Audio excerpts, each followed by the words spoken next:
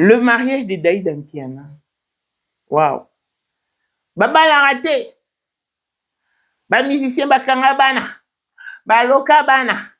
Daïda Bali.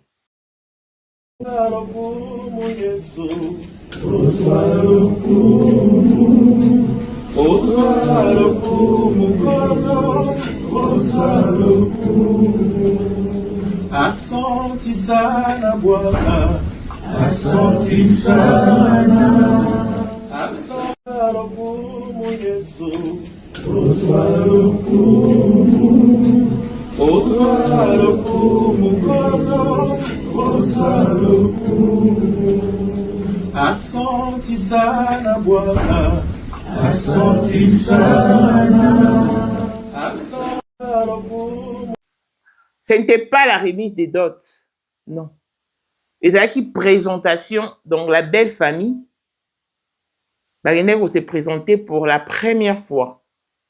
La famille d'Aïda, pour passer la facture et si bon facture, tout va payer sa bonne semaine au toza, parce que remise à dot va intervenir au mois de décembre. Tout le monde va commis. Kotia Daïda na Gladingiama en compétition. Na ebite kindo kiango et banda wapi. Pourquoi la communauté au Bolingara ko complexer batu? Gladingiama bali mobali na ye. Oya moni ke akoka po na enda pesa ki asepesa motema na convaincre ki ba sentiment na ye. Daïda pa bali mobali na ye. Pourquoi vous comparez que les doublés les couleurs ne se discutent pas et bota la fête il y a Gladine les kaki et bota ya Daïda te il y a Gladine les qui d'autres et c'est qu'elle paye bien. Est-ce que nous on dit mais pendant fête il y a moi na JB et la remise à dot JB là ta bon bah elle est pendant moi si elle bosso bah tu vas là t'es uniforme te quand JB na linga le coup présentation pas ma salle on se ni bah tu vas obina. Ça a toujours été la joie de tout parent d'être honoré par sa fille ou ses enfants en général. Mais quand on est en conflit ou en rivalité, non. Le goût et les couleurs ne se discutent pas, oui. À chacun ses goûts et à chacun ses préférences. Vous comparez, bangoté. Likoa marambo nde bo complexe ba te na communauté na biso le ba commencer n'importe quoi ba commencer à opération recourir na ba chirurgie pour la complexe bolinga ko infliger bango abat les antivaleurs. Ami d'abada moi c'est mbal na JBT. Elle était présente pour sa fille, ce qui est normal. Vital Kamer ne pouvait qu'être absent parce que Daïda n'est pas sa fille biologique. Et dans la culture louba ça se passe comme ça. Ah attention Jibaza a quitté. Balibaba la Daïda ba ok jamais ko bala et pas Vital Kamer. Ba ok ndeka soit est-ce que nous peut marier Jean Bomune maman Agnès, Bomune Magali, c'est ça qui présentation. C'est ça qui présentation. Le quoi baba ba ok na fin novembre bon on va organiser qu'ils a peut-être samedi prochain en fait. Mais bakenda ki lobby et jamais ba ouais OK ko bala Daïda et ba Vital Kamer même si Jibaza a quitté. Bah ok, quand ça vient JB, comme tout le monde qui se respecte les cas, bon, donc bon vent à Daïda Mpiana, Karamato, il n'a pas de belé ba quotidien ba comité de recherche ba ko ka ba bimisa ba soubasma ba parcours na il est avec qui Karamato. Encore une fois de plus, arrêter de mettre ses enfants en compétition parce que bazaba rivalité. Clin d'œil spécial à blessing moi da fille à papa. Je veux dire, Nios, la papa yaye, tout ce qui est à papa est à elle. Paul Moindre Trémont du Porsche Cayenne, mon modèle, chanteur Android, Élisée, madame de mon cœur, Montaléque à Zatea, Miros Bint, on a London, grande sœur propre, Moté Mawili Timbalang, Abraham Toko, Yamado Toko, Nabelana, Alost, Jean-Pierre Kibesi de Panama, Yamon Marie-Jeanne Kibesi, Nonga à Paris, Papa Nakleves Kibesi, en jeune Wika, son grande sœur propre, femme à la Bentley, Sandra Kata di maman Denise, Moté Méric, Jing Elon Musk, papa le millionnaire Snoop Dogg na Ricky Ross, Claudine AC Milan à London, Blazet bien à Switzerland, Michel Fuman à Italie, la Dauphine 50 à Congolaise, Unichi Bande des femmes intelligentes, Denis Antonio Lamedor 3 fois canon, Mireille Tambouina Milan, Christelle Tchalika Tokolo et Alain Mandana Grenoble, toute option boss mon pour n'instreli l'oukuna. Voici Elon Musk, Eric Dien, l'homme à 35 Ferrari. Katala isoko benga kinga presidente. Photo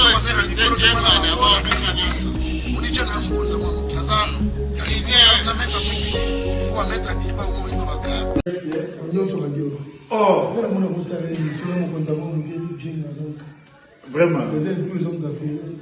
C'est Lipa Sabambongo, à Djobu, en tant que vice-président.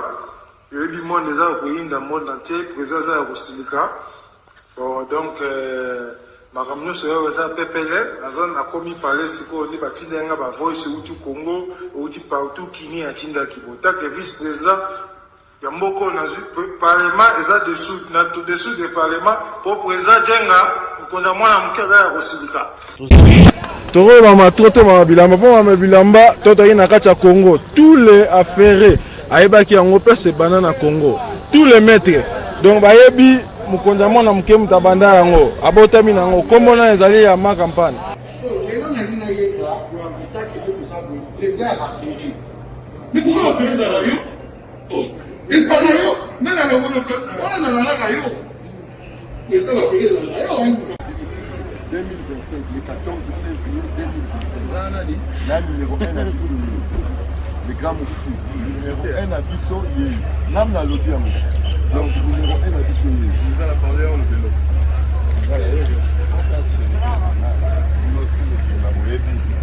Numéro 1 à Bissau. Vous êtes là, vous pensez à Bawenge. Ouais. 30 ans d'expérience. Président. basi na biso nyonso bayebi ke mama Sandra aza danger mutu eza nango ya prouve na ye mutu te eza ngo bajournaliste ano babeta lisolo nango te. Sandra Kazadi, Queen Mada, motema ya King Salomon, konza mwana mokeri Jen. Père, on a toujours na ebisaka o. Yo na to so ka o ba. C'est biso to za ba témoin. Biso to kopa mo bino de boyina ko bana biso.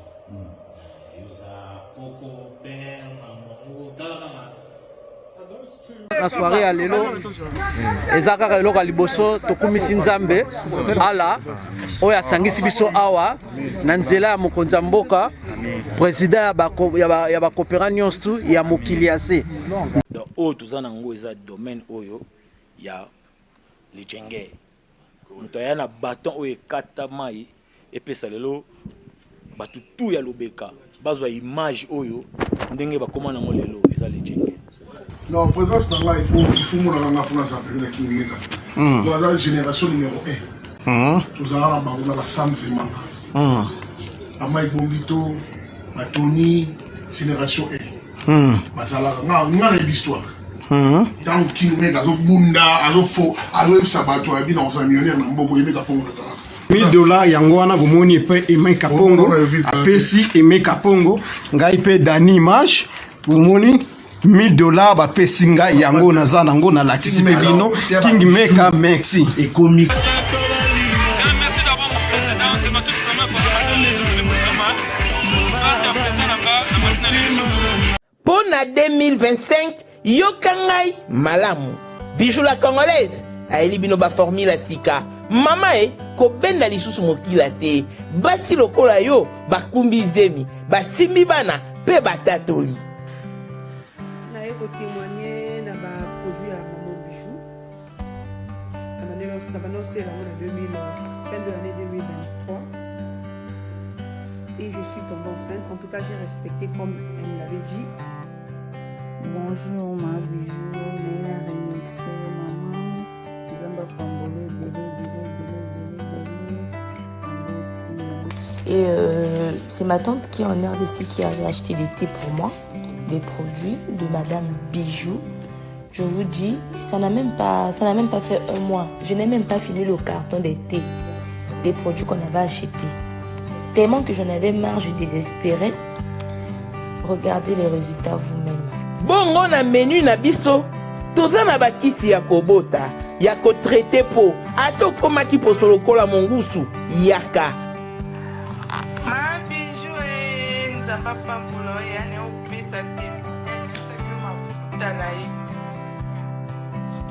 salika bana kotemane ma bijou merci olingi okoma na baforme yaka olingi okondisa nzoto ya bomwasi kokolisa nzoto ya bapapa mpe kokoma nsima inene yaka na lombango toza na bakisi ya diabete kisi ya makila nyonso oyo koye koluka tozoteka en gros et en détail bongo soki olingi osomba mpe mpo banda ya yo business yaka benga kaka mama bijou na banimero oyo plus 1 207 51 80 632 Toli Soussou na plus 243 84 40 99 215. Koutaï na TikTok, Sketch BL MK, na Instagram, Bijou MK1, pe na Facebook, La Congolaise Bijou.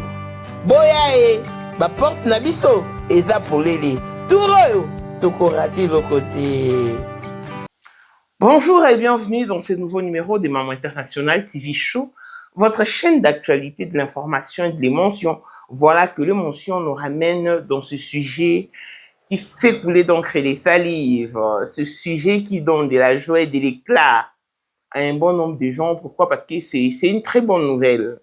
Nous parlons du mariage proche de la fille aînée de J.B. Mpiana, papa chéri, le salvateur de la patrie, l'homme qui a mis l'eau dans Coco, et d'Ami d'Achatir qui est Daïda Mpiana.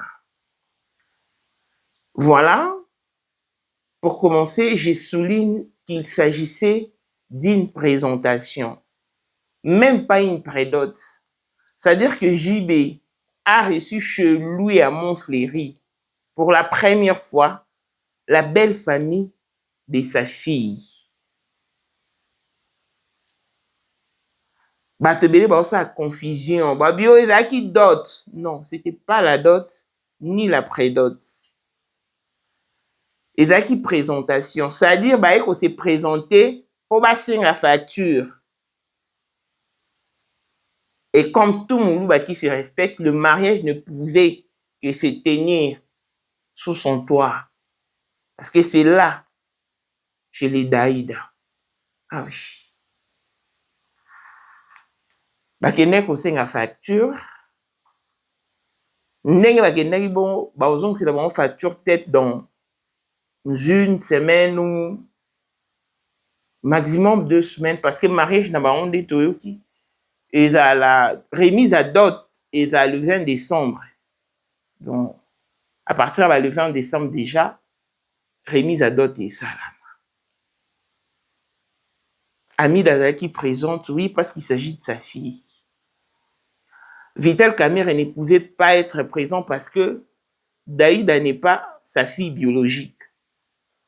Ce qui Jiba azalaki te nde bakokaki kokende kobala mais na baluba eza rare esalama te ke oyo ata Jiba so azalaki te bakende kobala Daïda n'est pas Vital Kamerhe non balingi bakende soit te pas maman Agnès soit te pas papa Leki moko mais kabande kwa JB libali lingo sama donc na makambo vraiment ya Daïda Vital Kamerhe azala absent totalement soko ozana cadeau ya opesa mwana cadeau ezana le bienvenu parce qu'il s'agit d'un cadeau mais sa présence en Yorsani il faut savoir faire la part des choses. Mobali ya Daïda c'est un Congolais. Papa nae a Congolais. Maman nae aza métis parce que papa et maman nae azaki belge. Papa nae a muta maniema azali papa Leki. Il y a Constant Omari. Voilà pourquoi c'est Constant Omari qui a joué les rôles de Kinzonzi ou qui a pris la parole du côté belle famille de Daïda. Bakende pour sa présentation. Boyebi pe Jibet, boyebi pe papa chéri. Nali m'appelle au Kumo. Est-ce que dans le mariage à moi, on a papa chéri kola tabongo? Jamais de la vie. Na mariage à moi, on a papa chéri kolinga batbaye abala taba uniforme te. Jamais. Na mariage à moi, on a est-ce que Daïda kola tabongo? Mobali n'a pas latine. C'est l'uniforme entre les époux. Mobala kola ta veste, mais ils ont toujours na ba détail ya elama au moins c'est olata. Ba ocha quelques détails à la bongo. Donc wana ezaki kaka présentation. On parle de la prédot lorsqu'on va verser la première partie de la dot.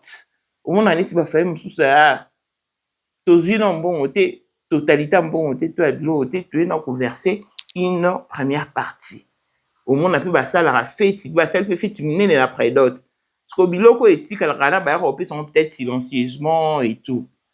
Mais na balu ba pena mingi linga prédot te ba linga rabosal nyoso et sili. Vraiment c'est un sujet de joie parce que au moins tout le monde est bana ba artiste un so ba ko mobala.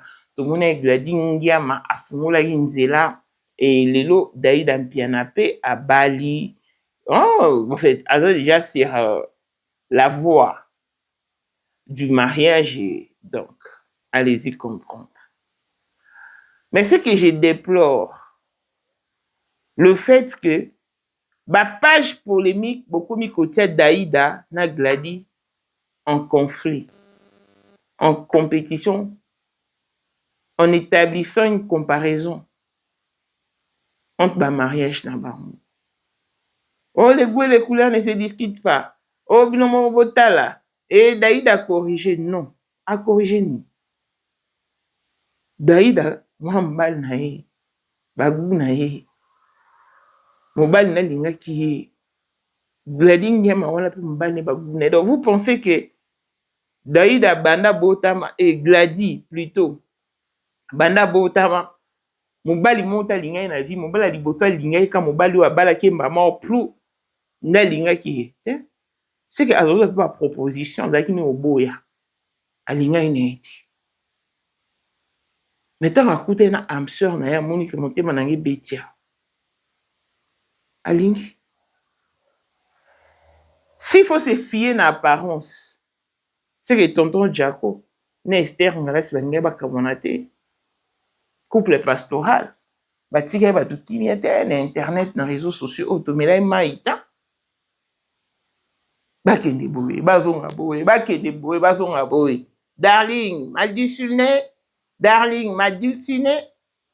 T'as déjà mangé? Non, c'est la première fois. Donc, s'il ne fallait que se fier à l'apparence, mais les balles, et les cambo apparence, même ça, les balles, c'est pour des personnes matures. Mon so rose à mon colo na âge, mon colo na mboula, mais intérieurement, ou à petit dimi. Oh, Dimitri, raisonnement moindre. Oui, mais l'âge n'est qu'un nombre. L'apparence ne fait pas l'homme. La beauté non plus ne fait la femme. Faut boyer bang. Daïda koute na mbali na ye na morphologie azanango. Mabalani, tant mieux. Gladi pa koute na mobali na ye na morphologie babalani, tant mieux. Photo obino bocha ya Daïda wana. Vous les aimez comme sous-outil. Rien à voir avec son mariage. Parce que tout le monde y a une photo de papa na ye. Na mbali na ye. Balingue jamais on l'a tabon si c'était un mariage. Et ça qui présentation, même pas une prédote. Par contre, elle a dit, bah, c'est là qui fait présentation, n'est pas qu'il y facture, et après, bah, qui va verser d'autres, la totalité. Bah, c'est peut-être comme ça, civil, na religieux, et puis, elle ira chez elle. Et ça la mawa, so moni ba mikolo, au lieu ba sunga. Ba oya au détruire. Ba oya au s'aimer complexe. Na mito a ban. Boni ba tout combien de nous vont influencer négativement la communauté. Ba tout combien. Di couleurs au seka ba moquerie. Ko humilier baninga.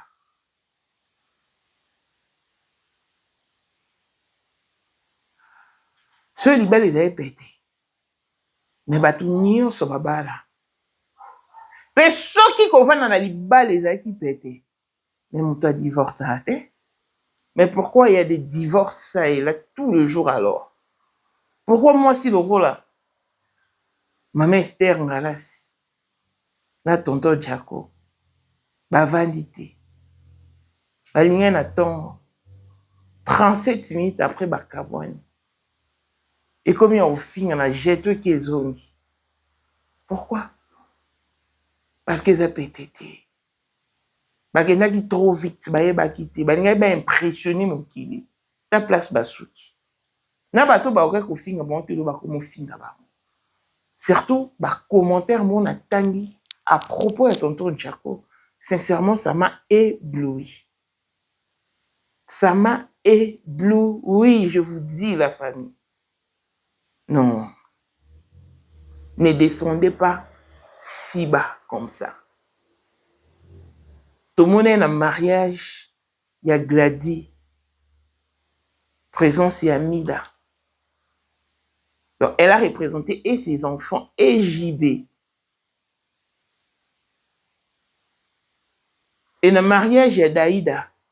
Ne pensez pas que si vous m'en pas aux arrêtés. Ceux qui ont un JB en froid ces derniers temps, cela ne vous donne pas le droit de mettre leurs enfants en compétition ou en rivalité. Banana, ma parent il y a longtemps. Mais après leur réconciliation, ces enfants-là nous ont prouvé de quoi ils étaient capables. Bana JB, ya Wera, ya Adolphe, en tout cas, la mission soit wingé. Basangala pour nous honorer les parents là-bas. Sincèrement. Botika olinga o rabaisser batum sous. Jiba ne sengwa bini na ye. Moi na ye liboso a Bali. Bono finga bangwati. Bala ba misi ba bala raté. Bala ba misi ba bala raté. Gladia Bali a fungoli nzela. Daïda Bali. Lobi exosa au bala, lobi kuna soraya au bala. Mobala Daïda na mbongo ouais. Boka nzate ke yo alandi soki c'est de l'amour, rien que de l'amour. Ba oumi na mbal ne anob mbal ne discrètement parce que connaissant cette communauté toyebi. Ba ninga ba côté ba recherche poka déjà bonné mobalo abimi. Babandi de la recherche, il était avec qui avant, il est sorti avec qui, quel a été son parcours, tout d'abord bandi recherche. Mais elle bandi. Pourquoi? Parce que si balingana, sali premier pas, le 20 décembre, au verset d'autres petits, tout comme peut-être les 26, dans 2026, tout sera compris et elle sera déjà chez elle. Ga avec Azali pe akozalaka kaka Poyende number 1 mwana liboso nzambe na matière akosalisa awa esengi ozwa penza papier ovanda na kiti pe oyoka malamu. Sais-tu qu'il y a une solution à tout problème? Kosukola kati ya mwasi kolongola myome na fibrome kokumba zeni pe kobota yango nde spécialité na biso bongo kosukola kati ya papa koelimine matako ekufa kokolisa nzoto ya papa mpe kopesa ye bopikiliki bwa bokundu bwa nzoto wana mpe ya biso mpo na loposo na yo kovandisa bonzenga na yo toza na sekele bongo mpo na autisme diabete hypertension to hypotension toza na sekele bakisi na biso oyo esalami na Allemagne mpe Londres bakisi oyo esalami na mboka mondele sont mis à votre disposition. Yonde, zwa téléphone, pe benga biso. Papa ozoko koboti sa moi cité. Posta nzoto sila yo, ki mobali ete makate. Awa, bo pikiliki na yo, ekozonga. Maman, okote ménopause, makila ekatana, règle abondante, to okoma frigide. Yeka tozana sekele. Nyonso awa, ekoma réactiver o. Yo mutoza na ba trouble. Dépression, insomnie. Solution na yo ezali. Benga biso na plus 44 74 05 65 35 48. Gasker, les soirs des désespérés. Na seki pour solution na yo ezali. Totika, on détruire baninga. Dans la vie, ce qui compte, c'est le bonheur. Et le bonheur d'un couple dépend de tous les deux acteurs. La femme doit être active de son côté et l'homme également doit être actif de son côté. Mais si on sourit bien beaucoup mis, au lieu de on va s'activer, on va vendre bien. Donc beaucoup Voilà les amis, nous devons prôner le valeur, tout en poussant les autres vers les hauts, au lieu de vouloir à tout bout de champ de les rabaisser ou de les rabaisser. Ça ne tient pas lieu d'être. Nous sommes dans une communauté toxique, où si vous n'avez pas de nerfs solides, vous risquez de commettre de graves erreurs alors. Et puisque nous avons des gens qui n'ont pas de nerfs solides, au fait, nous devons plutôt être impartiels. C'est-à-dire quand il y a à louer, à magnifier, vous le faites sans plaignant, sans embâche. Et s'il faut s'y condamner, quand il y a de pépins, n'hésitez pas de le faire, mais avec amour. Façon bien on met la macambo. Talara le fait JB, bas la place moro. Namida, atonsu ba développer en dans la dit tantôt moro, je vous dis, mais je me suis dit, c'est quel genre de raisonnement? Di balo e koufate, na ebi sarabino. Bazalara na bango. Donc, ce qui a été fait hier, c'est ce qui s'est fait normalement dans la tradition Luba. Pourquoi la présence d'Abida? Parce que yépe étant que maman et moi on a droit, yo ça fait facture na yé, na compte na yé, na bandeko na yé, basenga pe biloko bango basenga na coutume na bango et j'y pas ça facture. Donc ami la ninga okendena, alors ça facture na yé, lo aza bango besoin pour la moine a routine Daïda qui a pesi JB ba sali o abango, ale bazu ba annexer oyo ya amida na kati ya OJB, ça dit bah on sait qu'on a papier moro bah ça li facture au côté papa na c'est ba commis côté maman les arabons. Donc on a même un tout petit respect à l'égard des parents des autres. Toi non côté. C'est déplorable.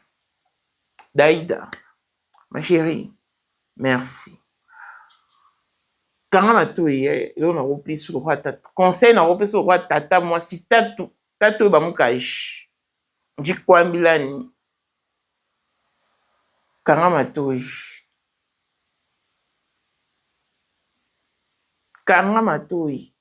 parce que héros, je sais qu'il y a des gens qui sont rentrés dans le soubassement pour balouka, ba robimisa, ba robimisa. Au moins, il y a Gladys et il y a Kiawa. Rien de bon, rien de concret. Il y a un moment où ça télara, sur l'aspect physique et mobile Gladi. Parce qu'elle aura reproché Zati. Donc yo, bakuta te karamatoi, reste dans ton mariage, reste dans ton coin, tu as toujours été sage. Parce que ma fille a bino awa, baba la raté. Daïda wana bali. J'ai fait fongi na ebito monité.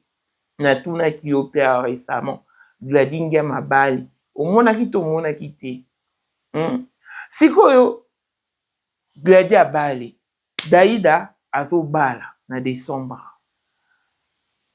Bato ba sepeli bato en tout cas c'est ka communauté la biso et comme isusu Kofi bongo minou Kofi bongo Didiston oh mais à chacun son heure chez le coiffeur, à chacun son tour chez le coiffeur.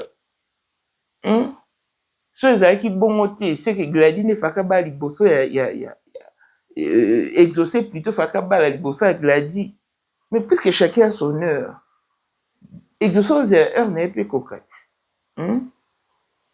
Donc, soyons matures, arrêtez de mettre ces enfants-là en conflit parce que ça ne tient pas lieu d'être. Donc, je pense que même la remise à dot, il y a Daïda, c'est vraiment pas à la présence, c'est à la tête. Parce que, en France, on a JB, mais la mariage, il y a Abraham. Et puis, il y a un bon monde, il y a Razalaki, tout le monde était là parce que.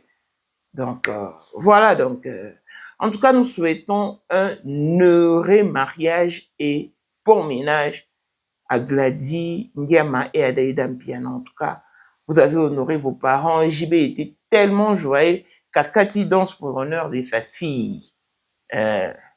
Donc, rendez-vous au 20 décembre ou au mois de décembre carrément pour la remise des dots. Que ces bonheurs localisent toutes les personnes qui désirent c'est passer la corde au cou. Donc, que Dieu vous entende. Mais ce qui importe, c'est de vivre le bonheur conjugal au essence du monde. Bon vent à tous, longévité et bonne santé à tous. L'on se retrouve au prochain numéro. Bye bye. Ozali na monde entier, offre oyo ezali pona yo ndenge tolobaka. Mabele ya mboka batekelaka ngo bapaya te. Offre oyo toyeli yo ezali na kati ya Kinshasa Baluku, nolo ya Wenze ya Menkau, awa tozali siko voisin ya Parc de la Vallée de Lancele, Oza Mobimba. Okomi voisin ya Kingakati à $750 ya pamba, Oza na terrain na yo. Mais à $1000 lorsque tozo salela yo ba démarche ya ba document administratif, wana osombi na $1000. Mais soki okozwa acte de vente ya pamba, toko tekela yo na $750 ya pamba. Et oui, oza peine la possibilité ya kozwa à crédit comme d'habitude. Il suffit kaka lisolo. Contactez numéro na biso oyo ezali affiché, comme la biso juste message, toko tindela yo ba détail nyonso to ndenge esengaka. En tout cas, oui, awa okozala décider terrain, y a problème te, bien organisé, bien tracé, bien loti. Awa eza makambo te ke leka na lupango ya voisin poko ma epa na yo. Non, nyonso to awa ezali très clair, moto akokota epa ya motu te. Tolobaki te. Na $750 ya pamba oza na terrain na yo, mais na $1000 lorsque biso tosalela yo ba démarche ya ba document ya l'état. Ala neti papa na biso oyo auti France, papa na biso Claude aye asombi, mais a témoigner à travers maman na biso Aisha oyo azaka awa na Kinshasa. Tolobaki te gonga yango oyo komakolo lupango atali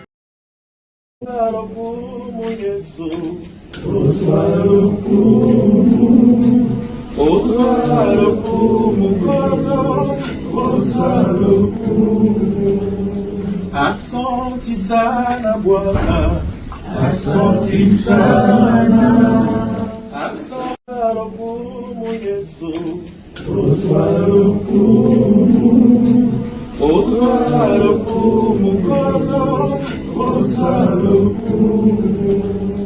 asante sana Bwana, asante sana, asante